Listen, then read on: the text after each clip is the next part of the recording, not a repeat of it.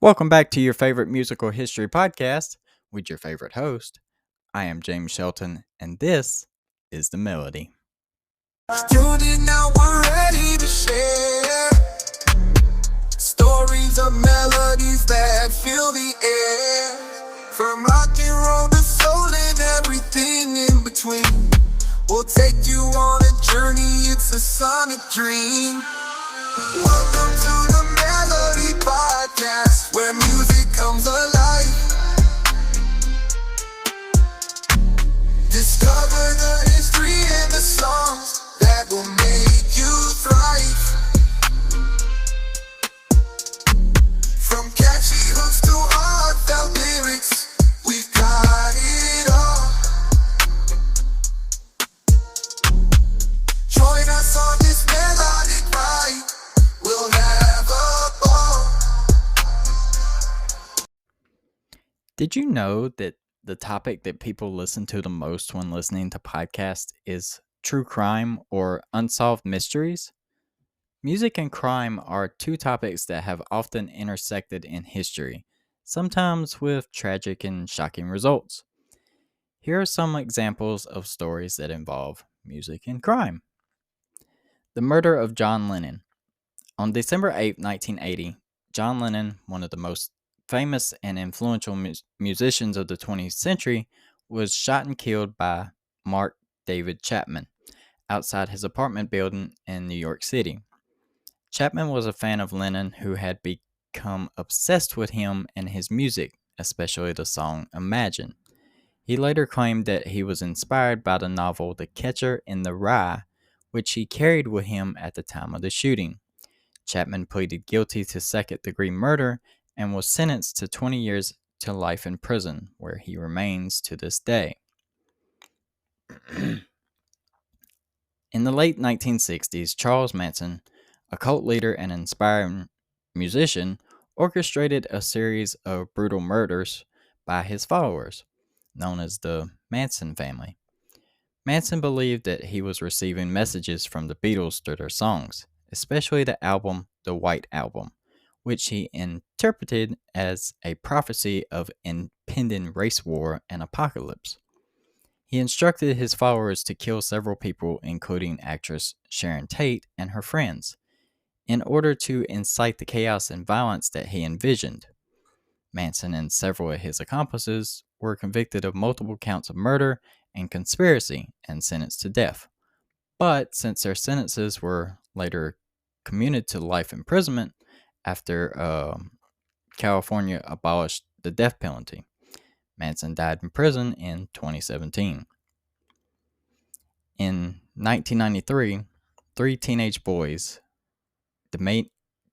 Damien Eccles, Jason Baldwin, and Jesse Misskelley Jr., were accused and convicted of murdering three 8-year-old boys in West Memphis, Arkansas. The case attracted widespread attention and controversy, as many people believed that the defendants were innocent and that they were targeted because of their interest in metal music and occultism, which were seen as signs of devil worship and evil by conservative community. The prosecution relied heavily on circumstantial evidence and questionable testimony from alleged experts and witnesses. The case also inspired several documentaries, books, and songs that raised awareness and support for the defendants.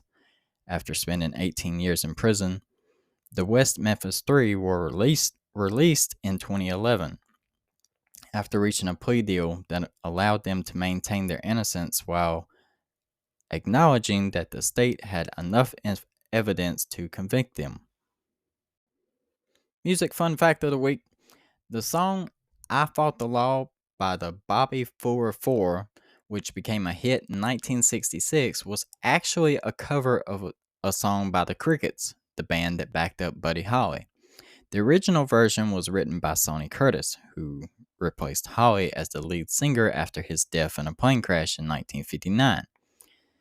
The song is about a young man who gets arrested for robbing a bank and then lost his girl to the law. Ironically, Bobby Fuller, who made the song famous, died under mysterious circumstances shortly after its release. He was found dead in his car with multiple injuries and gasoline in his mouth. The cause of death was ruled an accident or suicide, but some suspect that he was murdered by the mob or the police. There are many musicians who have been convicted of felonies, which are serious crimes that usually carry a prison sentence of more than a year. Here are just some examples. Gigi Allen, the controversial punk rocker, was arrested in 1989 for assaulting and raping one of his female friends. He claimed it was consensual, but he was sentenced to 16 months in prison. Sid Vicious, the Sex Pistols bassist, was charged with murder of his girlfriend Nancy in 1978. He claimed he did not remember what happened, but he was found with a knife and her blood on his clothes. He died of a heroin overdose before his trial. Chuck Berry, the rock and roll pioneer, was convicted of transporting a 14-year-old girl across state lines for immoral purposes in 1959. He claimed she was a hitchhiker, but he was sentenced to 20 months in prison. The Norwegian black metal drummer, also known as Faust, stabbed a gay man to death in a park in 1992. He claimed it was an impulse killing, but he was sentenced to 14 years in prison. Varg Vikernes, the Norwegian black metal musician, also known as Count Grishanaka, murdered his bandmate in 1993. He claimed it was self-defense, but he was sentenced to 21 years in prison. He also burned several churches and possessed explosives and firearms. Lead Belly, the blues legend, was convicted of murder in 1918 for shooting a man in a fight over a woman. He was sentenced to 30 years in prison, but he was pardoned by the governor after writing a song for him. He was later convicted of attempted murder in 1930 for stabbing a man in a fight over a woman. He was sentenced to 15 years in prison, but he was released after 3 years. He got charged with the same crime twice. Didn't go to prison the first time because the governor pardoned him to write a song for him, but the second time he went to prison for half of what he would have went the first time. Crazy. Tim Lambesis, the As I Lay Dying frontman, was arrested in 2013 for hiring a hitman to kill his estranged wife. He pleaded guilty to solicitation of murder and was sentenced to 6 years in prison. Ian Watkins, the Lost Prophet singer, was convicted of multiple child sex offenses in 2013, including attempted rape of a baby. He pleaded guilty and was sentenced to 29 years in prison, plus 6 years on extended lease. YNW Melly, the Murder on My Mind rapper, was ironically charged with the murder of 2 of his friends in 2019. He claimed that they were killed in a drive-by shooting, but he was accused of staging the scene and driving around with the bodies in his car. He pleaded not guilty and is still awaiting trial to this day. Gary Glitter, the glam rock star, was convicted of multiple child sex offenses in the UK, Vietnam, Cambodia between 1999 and 2015. He was sentenced to a total of 21 years in prison. Marvin Gaye was shot by his father, Marvin Gaye Sr., in 1984. Marvin Gaye Sr. was a Pentecostal minister and a former musician. He had a strained relationship with his son, who was a soul singer and a songwriter. They had an argument over a misplaced insurance letter, which escalated into a physical fight. Marvin Gaye Sr. then shot his son twice in the chest, killing him. Phil Spector. Phil Spector killed actress Lana Clarkson in 2003. Spector was a famous record producer and songwriter who worked with artists like the Beatles, the Ronettes, and the Righteous brothers. Clarkson was a B movie actress and a nightclub hostess. Spector met her at a club and invited her to his mansion. There, he shot her in the mouth, claiming it was an accidental suicide. He was convicted of the second-degree murder and sentenced to 19 years to life in prison. Being a musician can be all fun and games, but make sure if you become a musician that you watch out for your fans. Here are some artists that died by the hand of a fan. Selena, the Tiano singer, was shot and killed by Yolanda Saldivar. Probably didn't say any of that right, but anyway. The president of her fan club on March 31st, 1995. Selena had recently discovered that Saldivar had been stealing money from the fan club and confronted her at a motel. Saldivar then shot Selena in the back as she tried to flee. Christina Grimmie, the YouTube star and former contestant on The Voice, was shot and killed by Kevin James Lobar during a meet and greet after her concert in Orlando, Florida on June 10, 2016. Lobar was a fan of Grimmie, who had developed a fixation on her and traveled from another state to see her. He shot himself after being tackled by Grimmie's brother.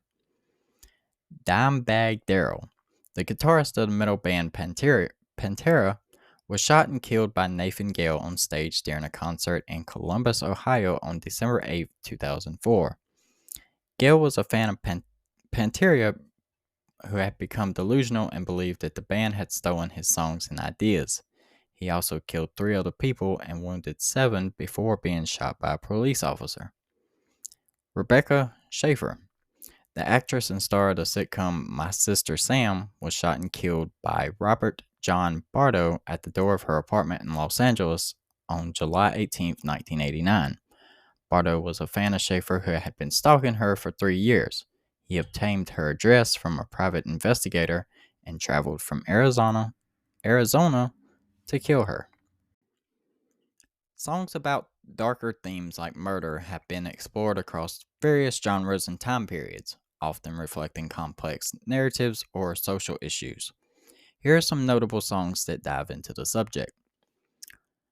The Long Black Veil by Johnny Cash, a haunting tale of a man wrongly accused of murder.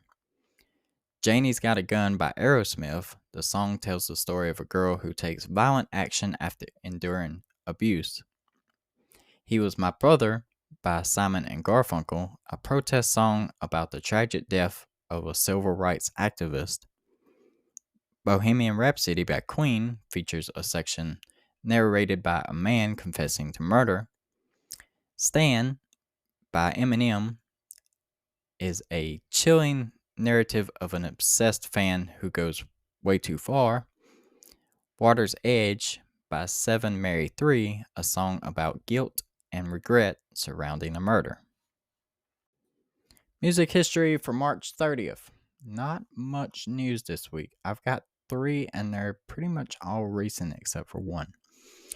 In 2005, Newlyweds Nick and Jessica ends its 3-season run on MTV as its subjects, Jessica Simpson and Nick Lachey, are on the brink of a divorce. The marriage is officially over the following June. In 2002, Ashanti dominates the American Top 10 with her J. Rule collaboration, Always on Time, at number 4, her Fat Joe duet, What's Love, at number 5, and her solo track, Foolish, at number 9. The number 1 song, Ain't It Funny, by Jennifer Lopez, contains some lyrics that were written by Ashanti. In 1962, MC Hammer is born in Oakland, California. His birth name is Stanley Burrow, but he is dubbed Hammer when he becomes a bat boy for the Oakland A's, since he looks like Hall of Famer Hammerin, aka Hank Aaron. No Melody news this week. All I got is make sure you go check out shopmelody.com. You can listen to the podcast, become a member, post in the forums, get Melody News as it comes available, buy podcast merch, Melody merch, any of the Shelton Enterprises brands merch, including our new brand that just launched.